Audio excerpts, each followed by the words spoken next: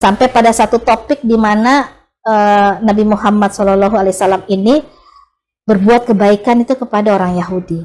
Nah, Nabi yang awalnya saya menganggap yang tak pantas untuk diikuti, dicontohi, oh ternyata sifatnya seperti ini. Ya.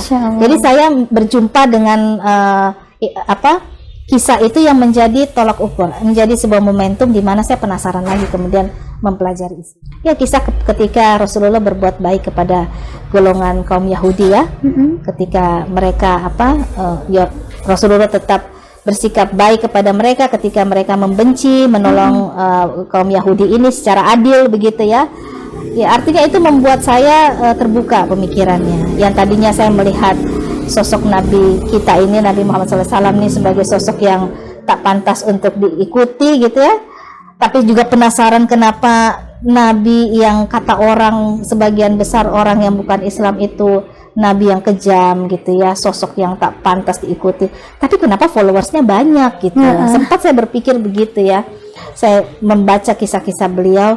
Di situ saya mulai tersentuh gitu. Artinya mulai membuat pemikiran saya terbuka lagi. Artinya yang dari sempit, berpikiran sempit, saya mulai berpikir terbuka. Saya melihat bahwa oke lah, ternyata Nabi Muhammad ini Nabi yang baik. Gitu. Kali ini pembahasan cukup panjang dan jangan di skip-skip ya saudaraku sekalian. Khususnya untuk umat Kristen karena ilmu itu sangat penting. Karena tanpa ilmu kita bisa saja salah jalan dan menjadi sesat.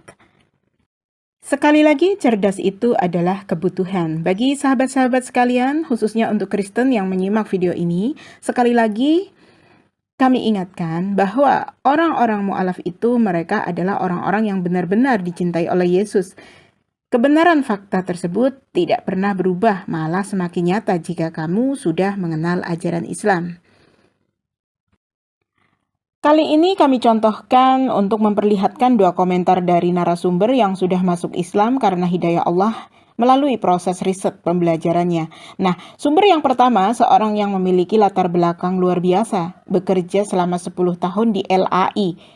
Kita tentu tahu apa itu LAI, yakni Lembaga Alkitab Indonesia.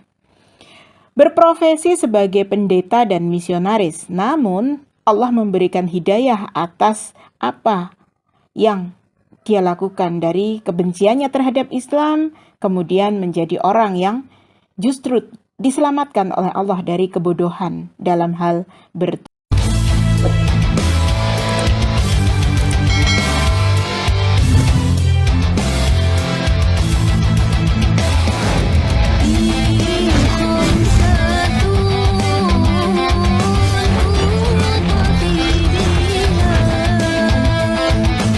Bismillahirrahmanirrahim. Assalamualaikum warahmatullahi wabarakatuh. Tuhan. Jadi tugas sebagai pendeta dan sebagai seorang misionaris, artinya menyampaikan tentang misi Kristen ya, sama seperti saat ini saya sudah Islam, ya saya menyampaikan dakwah Islam. Banyak orang menafsirkan Islam secara keliru, kemudian melihat Islam sebagai agama yang mungkin kurang maksudnya kurang baik ya dalam pandangan banyak orang, terutama non-muslim.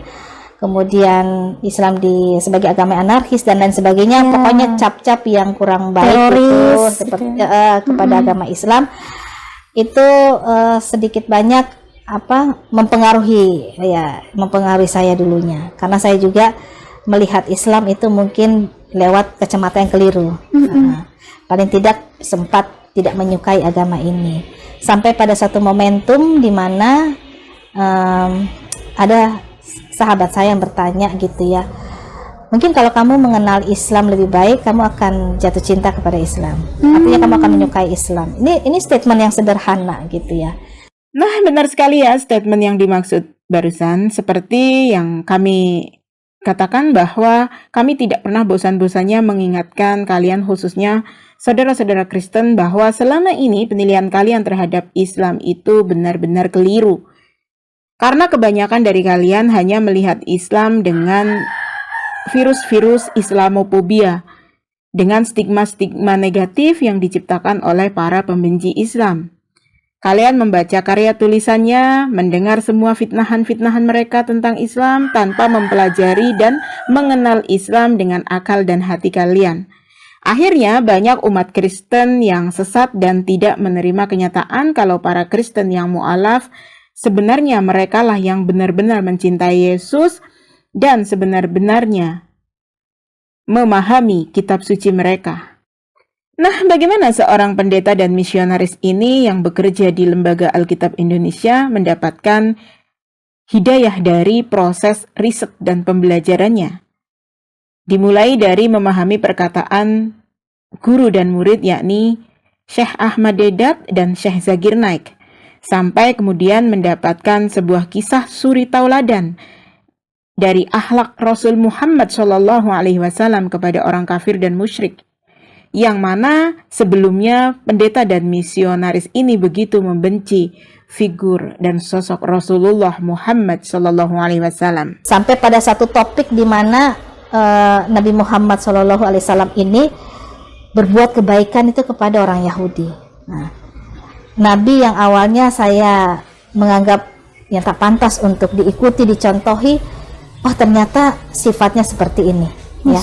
Jadi saya berjumpa dengan kisah itu yang menjadi tolak ukur, menjadi sebuah momentum di mana saya penasaran lagi kemudian mempelajari isi. Ya, kisah ketika Rasulullah berbuat baik kepada golongan kaum Yahudi ya, ketika mereka Rasulullah tetap bersikap baik kepada mereka ketika mereka membenci, menolong kaum Yahudi ini secara adil begitu ya. Ya, artinya itu membuat saya terbuka pemikirannya. Yang tadinya saya melihat sosok Nabi kita ini, Nabi Muhammad SAW ini sebagai sosok yang tak pantas untuk diikuti gitu ya. Tapi juga penasaran kenapa Nabi yang kata orang, sebagian besar orang yang bukan Islam itu Nabi yang kejam gitu ya, sosok yang tak pantas diikuti. Tapi kenapa followersnya banyak gitu ya. Sempat saya berpikir begitu ya. Saya membaca kisah-kisah beliau, di situ saya mulai tersentuh gitu. Artinya mulai membuat pemikiran saya terbuka lagi. Artinya yang dari sempit, berpikiran sempit, saya mulai berpikir terbuka. Saya melihat bahwa oke lah, ternyata Nabi Muhammad ini Nabi yang baik gitu ya. Nah, sahabat sekalian, benar sekali. Siapa yang tidak kenal maka tak sayang. Itulah pepatah umum yang sering kita dengar untuk mengukur kebencian saudara-saudara Kristen ini terhadap Nabi Muhammad SAW. Begitu banyak tim studio Islam menjumpai saudara-saudara Kristen yang begitu membenci utusan Allah ini karena mereka tidak mengenal, tidak mempelajarinya, bahkan ada sebagian dari mereka tidak mau jujur pada diri sendiri bahwa Nabi besar Muhammad SAW adalah manusia agung nomor 1 di dunia. Nah, artinya jika saudara-saudara Kristen berani adil, jujur pada diri sendiri mempelajari Islam, sejarah Islam, serta sejarah Nabi Muhammad SAW beserta riwayatnya, risalahnya, dan melakukan riset perbandingan kedua agama dari Alkitab dan Bible, maka mereka akan berakhir seperti pendeta dan misionaris ini, bahwa dialah orang yang benar mencintai Yesus dan mengikuti jalan yang ditempuh oleh Yesus. Nah, sahabat-sahabat sekalian, khususnya sahabat Kristen, sangat berbeda bukan kesaksian para mu'alaf dan para murtadin? Para murtadin biasanya bersaksi bahwa dia melihat sosok Tuhan. Sementara Bibelnya mengatakan bahwa Tuhan tidak bisa dilihat oleh mata manusia dalam keadaan hidup. Tapi bagaimana dengan kesaksian para mu'alaf yang jauh lebih logik? Kesaksian para mu'alaf mengedepankan akal dan nurani mereka dalam memilih sebuah jalan. Bukan malah memaksakan keimanan terhadap sesuatu yang akalnya sendiri justru membantah dan tidak menerimanya. Kesaksian yang kami komentari ini bukanlah akal-akalan atau bermaksud untuk membodohi sejumlah umat Kristen. Bahwa para mantan pendeta seperti Ustadz Kainama dan banyak lagi pendeta lainnya semua menyatakan bahwa orang-orang yang mu'alaf merekalah orang-orang yang benar-benar mencintai Yesus, mengikuti Yesus, menyembah Tuhannya yakni Allah yang Esa yang telah mengutusnya menjadi seorang nabi dan rasul untuk menyelamatkan kaumnya yakni Bani Israel. Saya sampai pada satu kesimpulan bahwa memang dalam Alkitab sendiri Allah memperkenalkan dirinya Esa satu. Nah, itu sejalan dengan Al-Quran ya, dan Islam bahwa Allah itu Esa, Allah itu Ahad satu ya. Itu di dalam perjanjian lama Allah memperkenalkan kitab Keluaran, Allah memperkenalkan dirinya itu Esa.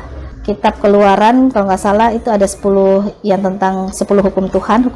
Nah itu kitab Keluaran itu menyaksikan tentang Allah itu Esa, Allah itu satu ya. Sebenarnya ada beberapa ayat lagi seperti itu.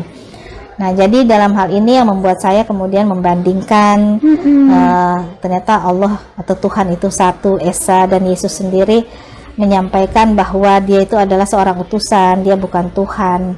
Saya membaca semua itu dan akhirnya karena kecintaan saya kepada Yesus, maka saya ikut dong jalan yang ditempuh oleh Yesus. Betul. Artinya saya mengakui Yesus itu bukan Tuhan.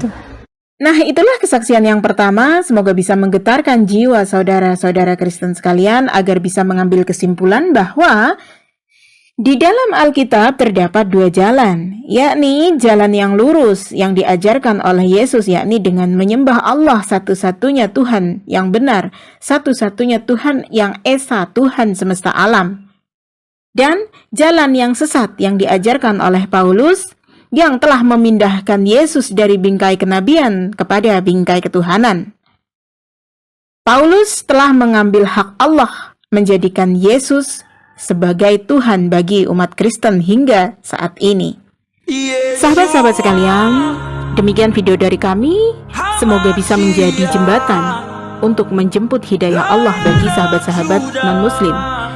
Dan bagi kita semua umat Islam, semoga bisa memperkokoh keyakinan kita, keimanan kita terhadap Islam, bahwa hanya satu agama yang diridhoi di sisi Allah. Inna dina indallahil Islam, yaitu Islam. Aku ne chemba